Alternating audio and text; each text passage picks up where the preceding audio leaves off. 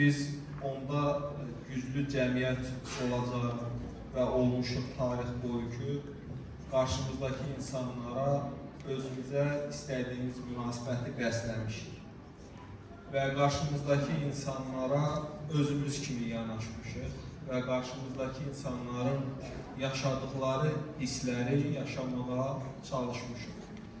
Və cəmiyyət eyni zamanda onda güclü olur ki, onların dəyərləri olur. Sevgi, məhəbbət, bərabər ötürülür və cəmiyyətin bütün üzvləri cəmiyyətdə özlərini rahat hiss edirlər. Və bugün bu gənclərin təqdim etdikləri müxtəlif səhnəciklər və nümayiş etdirdikləri mahnılar, ümumiyyətlə bacarıqlar bir daha onu göstərdi ki, bizim cəmiyyətdə bu dəyərlər yüksəkdir. Bizim cəmiyyətdə bir-birimizə sevgi var, bir-birimizə məhəbbət var və cəmiyyət bir-birinə ehtiramla, hörmətlə yanaşa bilir.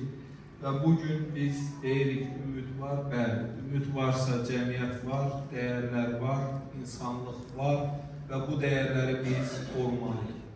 Bugün ümumiyyətlə dünyada müəyyən bir proseslər gedir, xüsusilə də sağlamlıq imkanları məhdud uşaqların sayında da dünyada bir artım var. Yəni bu müxtəlif eşitmə, görmə, autizm və ya Down ola bilər və digər istiqamətlərdə bir artım dünyada müşahidə olunur.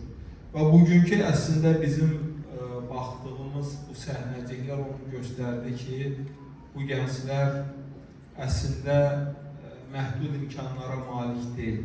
Onların imkanları çox genişdir. Sadəcə bu gənclərlə, bu balalarla, bu insanlarla biz sıx işləməliyik.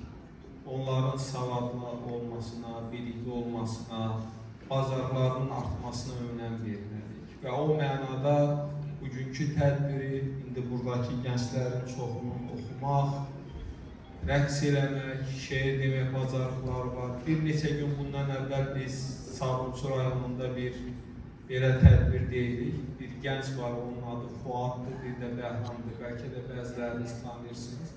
Həm musiqi alətində ifa edirlər, həm yaxşı rəsm əsərləri çəkirlər və buradakı bizim gənclərin də hər birinin özünə məxsus bir bacarığı var. Biz insan olaraq daha çox xarici gözəlliyə önəm veririk.